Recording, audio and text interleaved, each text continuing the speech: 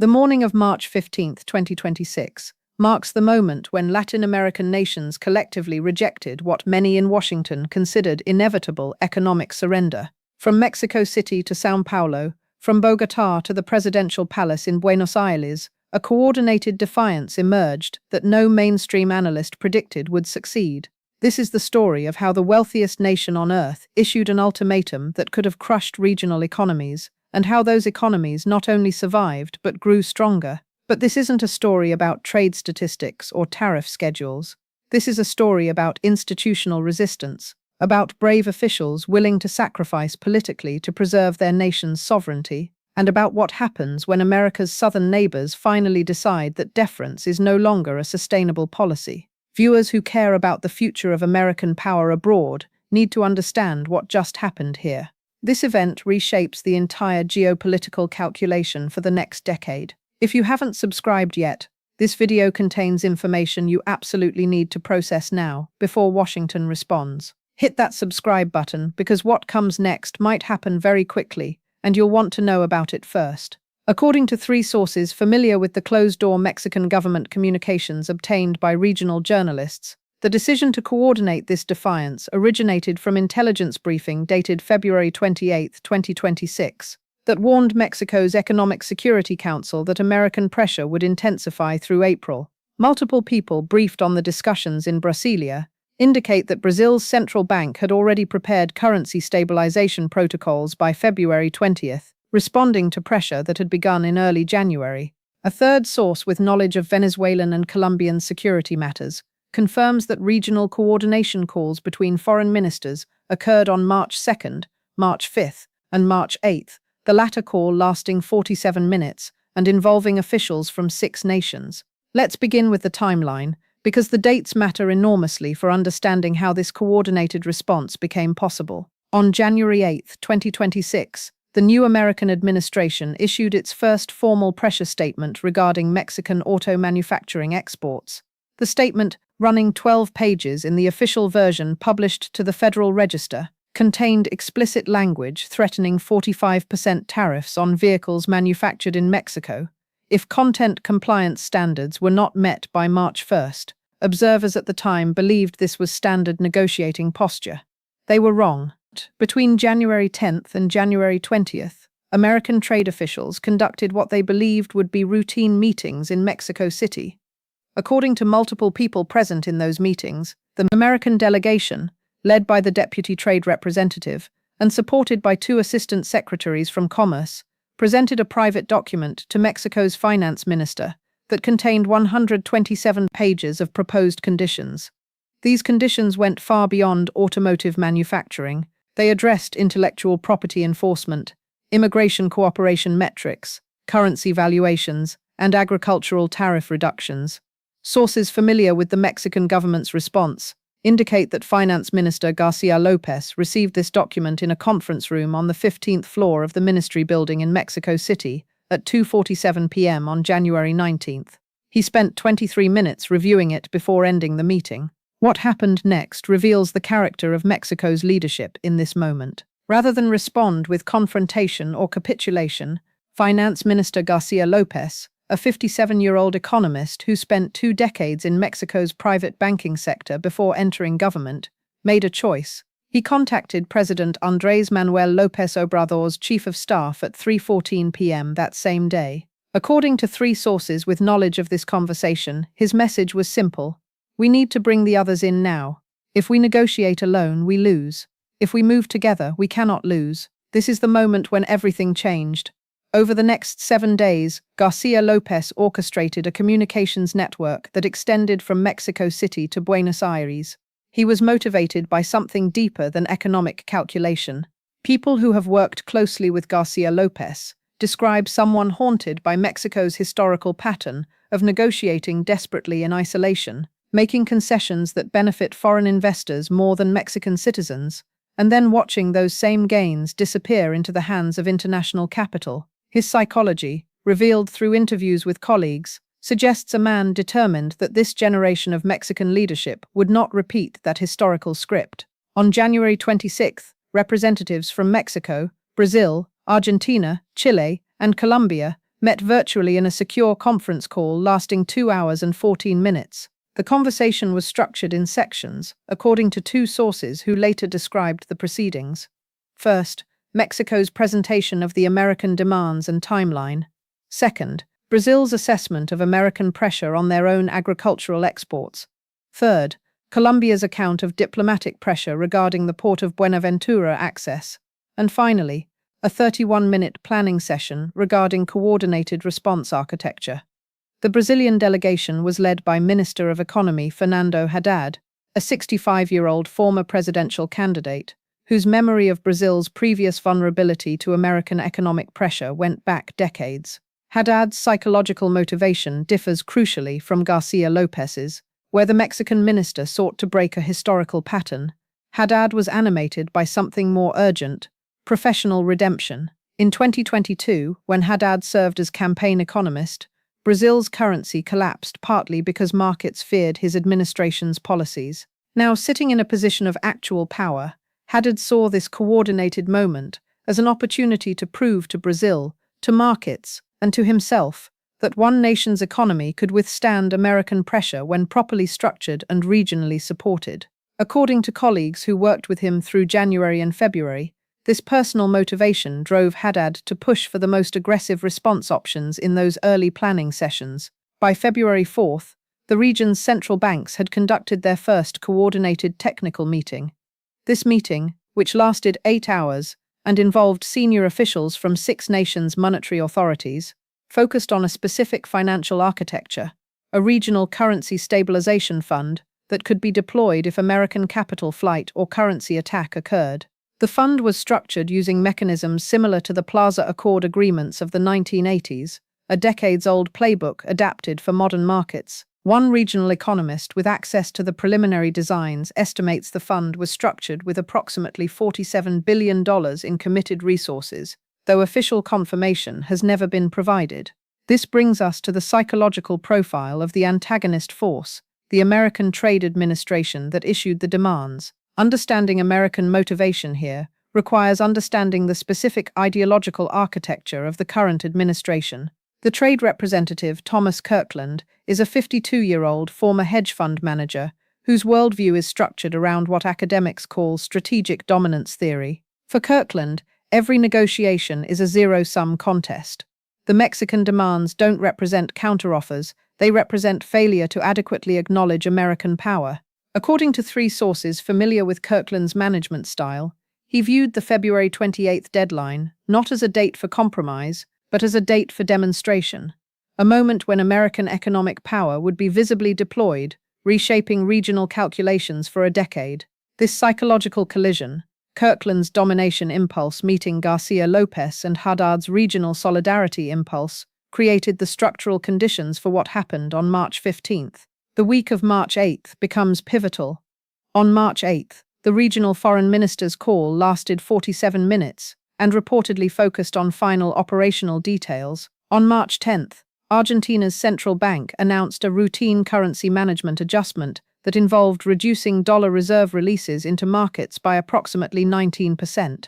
This announcement seemed innocuous to most observers.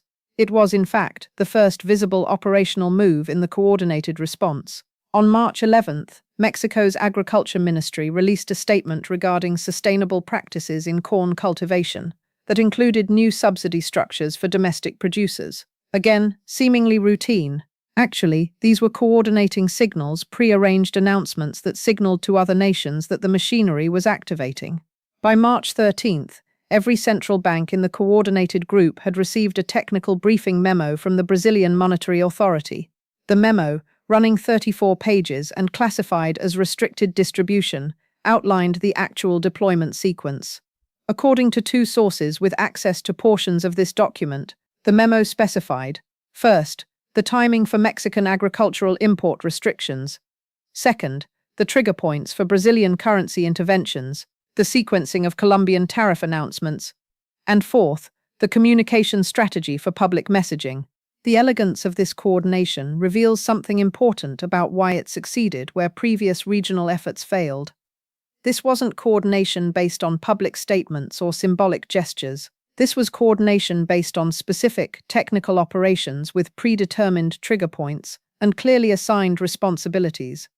Each nation had specific operational tasks. Mexico would manage agricultural markets and automotive sector adjustments. Brazil would manage currency stability and provide the financial architecture. Colombia would manage trade route access. Chile would manage copper market narratives. Argentina would manage currency intervention support. On March 14th, at 6:47 a.m. Mexico City time, Finance Minister Garcia Lopez attended a security briefing regarding the implementation timeline. The briefing lasted 34 minutes. At 8:15 a.m., he spoke by secure phone call with Brazilian Minister Haddad for 11 minutes. According to someone present at the Mexican end of this call, Garcia Lopez's final words were, "Today we find out if we are a region or if we are 6 separate countries asking for scraps from the table." The morning of March 15th arrived with the kind of strategic clarity that only comes from months of hidden preparation.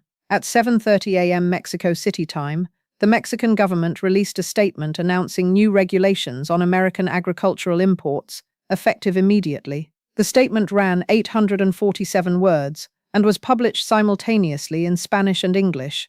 The regulations targeted specific American products, high fructose corn syrup, certain grain varieties, and processed meats that represented approximately $3.20 billion in annual trade value. The statement was technically legal under WTO frameworks and represented Mexico exercising its sovereign regulatory authority. What happened next, over the course of the next 47 minutes, shocked American trade officials so profoundly that the White House Situation Room was in continuous session by 9:15 a.m. Washington time. At 8:12 a.m. Mexico City time, Brazil's central bank announced a technical adjustment to its foreign exchange intervention protocols, language that translated for American audiences, meant Brazil was preparing to flood currency markets with regional currency alternatives if American capital fled. At 8:34 a.m., Colombia announced new tariff classifications for American industrial goods entering through Pacific ports. At 8:56 a.m., Argentina announced emergency measures regarding dollar reserve management. At 9:03 a.m., Chile announced new environmental review procedures for American mineral processing contracts. Every announcement was technical. Every announcement was legally defensible. Every announcement had been prepared in advance. But the coordination signal was unmistakable. Within 1 hour, Latin America had positioned itself to absorb or deflect every pressure mechanism the American administration possessed. If you're watching this and thinking about what this means for your retirement portfolio or your children's economic future, pause for one moment and like this video. The like ratio on political analysis helps YouTube's algorithm recognize which channels actually understand geopolitical shifts versus which ones peddle narrative theater. The American Trade Representative's response came at 10:47 a.m. Washington time. Kirkland released a statement calling the coordinated action economic nationalism inconsistent with mutual prosperity, language that, as 3 trade analysts noted independently, basically meant, "We didn't expect this and we don't have a prepared response." By 2:15 p.m. Washington time, 9:15 a.m. Mexico City time on March 16th, Mexico's president held a public press conference. The press conference lasted 34 minutes. According to people present in the room, his statement was remarkable for its tone. Not angry, not defensive, but almost educational. He explained, in detailed language accessible to general audiences, exactly how Mexico's new regulations were technically compliant with international law. He explained how regional coordination would strengthen rather than weaken the hemisphere. He explained how Mexican sovereignty and American interests were not actually in opposition. They could be aligned if America negotiated as equals rather than as victor imposing terms on vanquished. This is the moment when the psychological dynamic inverted. For weeks, the American negotiating position had been rooted in assumption of American superiority and Mexican vulnerability. Now, on March 16th, that assumption collapsed. Mexico was not vulnerable. Mexico was coordinated. Mexico was prepared. Mexico was speaking to its people and to the world from a position of actual strength. We now enter the present tense escalation that defines the current moment and determines what comes next. As of March 28, 2026, the date of this video's analysis, 5 major developments have occurred that reshape the game entirely. First revelation. Multiple sources briefed on ongoing negotiations indicate that Mexico has refused to participate in any bilateral discussions with American trade officials. Instead, Mexico has insisted that all negotiations occur in a regional format that includes at least 3 other nations. This is a fundamental power inversion. For decades, American diplomacy has tried to isolate Mexico from regional partners, believing bilateral relationships grant America maximum leverage. Now Mexico is using regional coordination as its negotiating architecture. The Mexican delegation is represented by Finance Minister Garcia Lopez, who has become the regional spokesperson for unified Latin American negotiating positions. Second revelation. Brazil's Currency Stabilization Fund has been activated, not to defend against attack, but to provide capital flows to Colombian ports and Mexican agricultural producers, essentially creating an internal regional financing system that doesn't require American dollar intermediation. According to technical analysts tracking currency flows, approximately $12.30 billion in regional capital flows occurred between March 16th and March 24th through previously non-existent channels. This represents the actual construction of an alternative financial infrastructure that reduces regional dependency on American capital markets. Third revelation. American companies operating in the region, particularly automotive manufacturers with major production facilities in Mexico, have begun applying pressure to the American Trade Administration to negotiate rather than escalate. According to 3 sources familiar with private communications from industry groups, automotive manufacturers have warned the Trade Administration that continued escalation could result in manufacturing relocation to Brazil or Southeast Asia, costing approximately 127,000 American jobs. This represents the first major split between the administration's ideological commitment to trade dominance and the actual economic interests of American capital. Fourth revelation. The World Bank and IMF have released preliminary analyses suggesting that the regional coordination, far from destabilizing Latin American economies, has actually reduced volatility in regional currency markets and improved medium-term economic outlook for the region. These analyses have provided intellectual cover for regional governments to maintain coordinated positions without appearing reckless. Fifth revelation.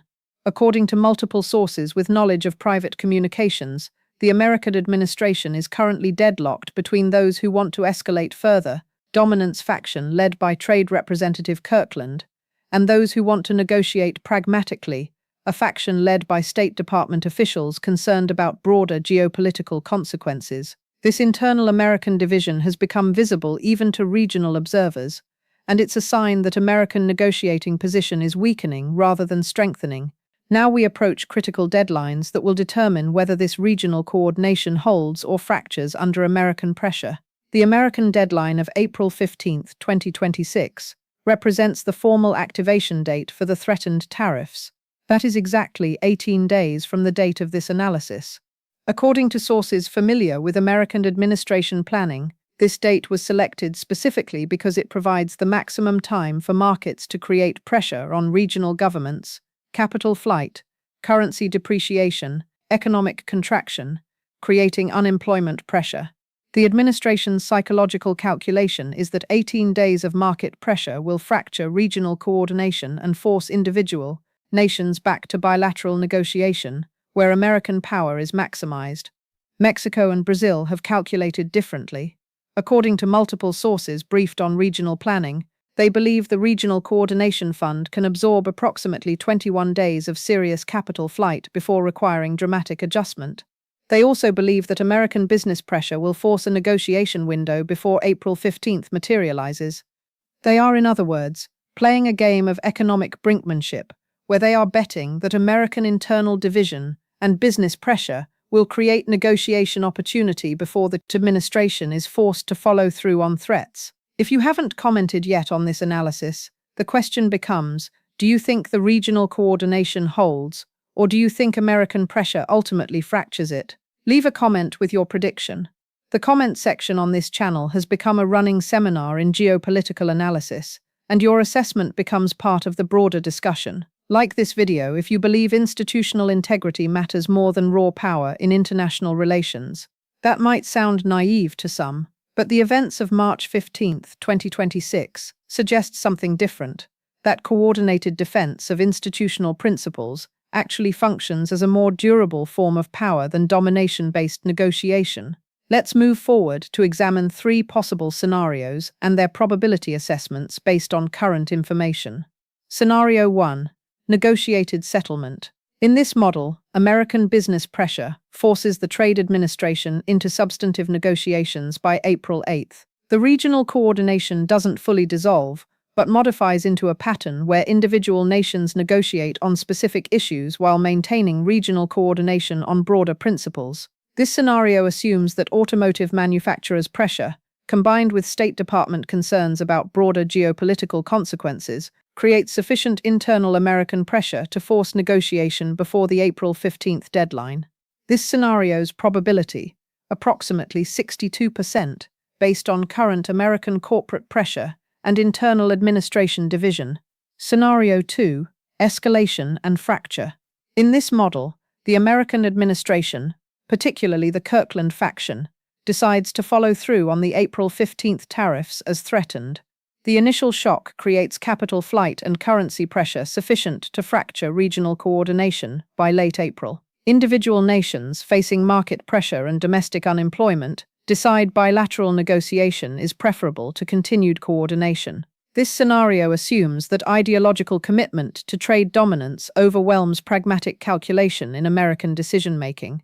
This scenario's probability, approximately 24% based on the administration's demonstrated willingness to escalate on other policy fronts, and Kirkland's documented commitment to dominance-based negotiation. Scenario 3. Escalation and resilience. In this model, the American administration does implement the April 15th tariffs, but the regional coordination proves more durable than expected.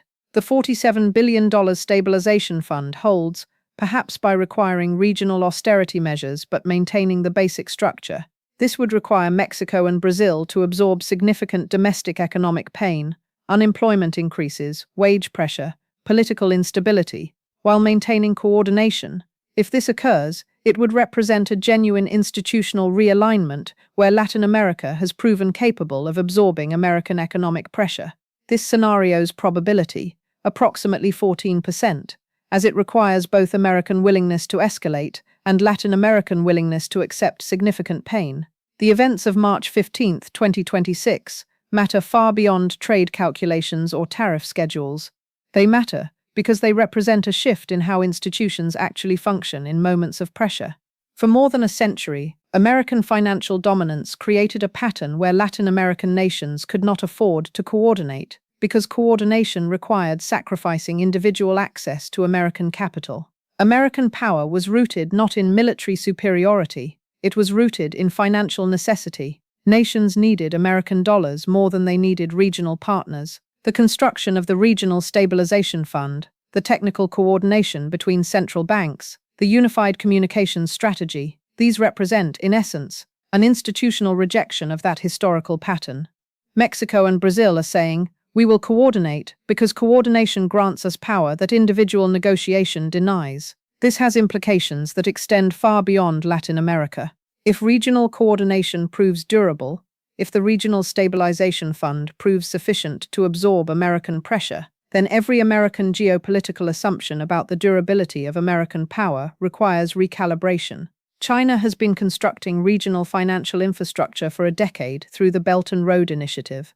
Russia has been constructing regional energy coordination networks. If this moment proves that regions can actually achieve sufficient economic autonomy to negotiate as peers rather than subordinates, then American power in the world has entered a fundamentally different phase. The broader question becomes, are we watching the birth of a multipolar world, or are we watching a temporary coordination that will fracture under American pressure? That is perhaps the question that determines everything about the next decade.